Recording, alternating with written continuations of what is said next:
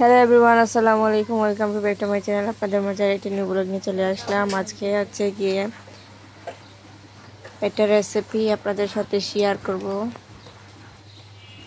পাতিল বসিয়ে দিলাম, এখন তেল দিয়ে দিচ্ছি।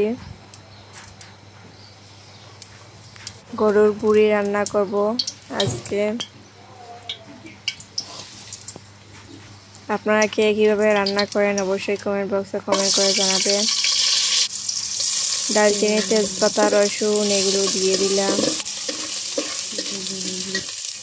কে কে গরুর বুড়ি খেতে পছন্দ করেন অবশ্যই কমেন্ট বক্সে কমেন্ট করে জানাবেন।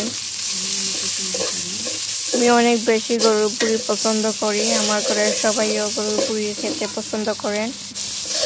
পেঁয়াজ দিয়ে দিচ্ছি, পেঁয়াজ এখানে কষানো হচ্ছে। আপনারা কে গরুর বুড়ি খেতে পছন্দ করেন অবশ্যই কমেন্ট বক্সে কমেন্ট করে জানাবেন। লবণ দিয়ে দিলাম, লবণ দিয়ে এখন নাড়াচাড়া করব। এরপর সব ধরনের মশলা দিয়ে দিব। এখানে দিয়েছি হচ্ছে গিয়ে রসুন, পেঁয়াজ, আদা, দারচিনি, এলাচি, তেজপাতা এগুলো দিয়ে এখন কষানো হচ্ছে। এরপর মশলা দিয়ে দিব, লবণও দেওয়া হয়েছে। এখন দিয়ে দিব হলুদের গুঁড়া, ধনিয়া গুঁড়া দিব,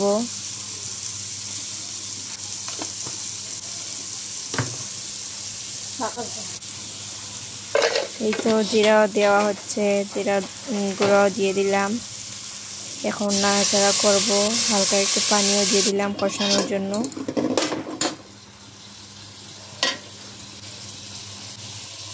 মরিচ একটু পরে দেব, এখানে মরিচ দেই নাই, একটু পর মরিচ দেব। এই তো নাড়াচাড়া করে মশলাগুলোকে কষানো হচ্ছে।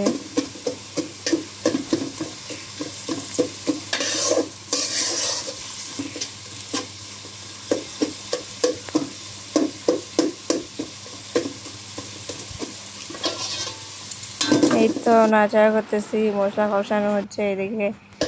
এই তো মশলা কষানো হয়েছে, লাল টকটকা হয়ে গেছে।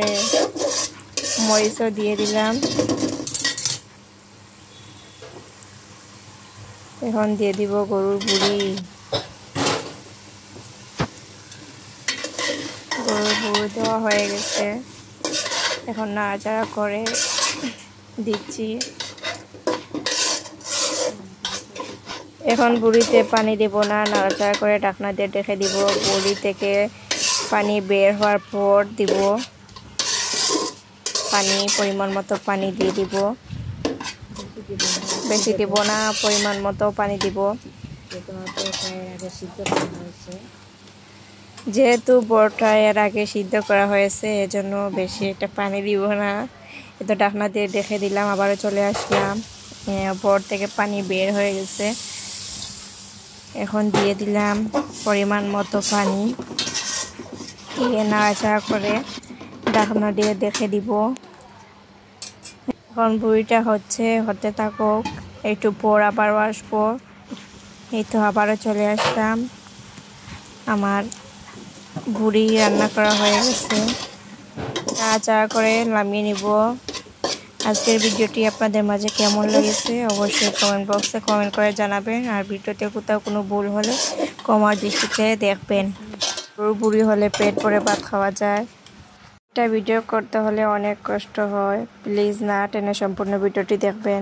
আর একটা লাইক করে দাও। আর ভিডিওটি আপনাদের কাছে কেমন লেগেছে অবশ্যই কমেন্ট বক্সে কমেন্ট করে জানাবেন।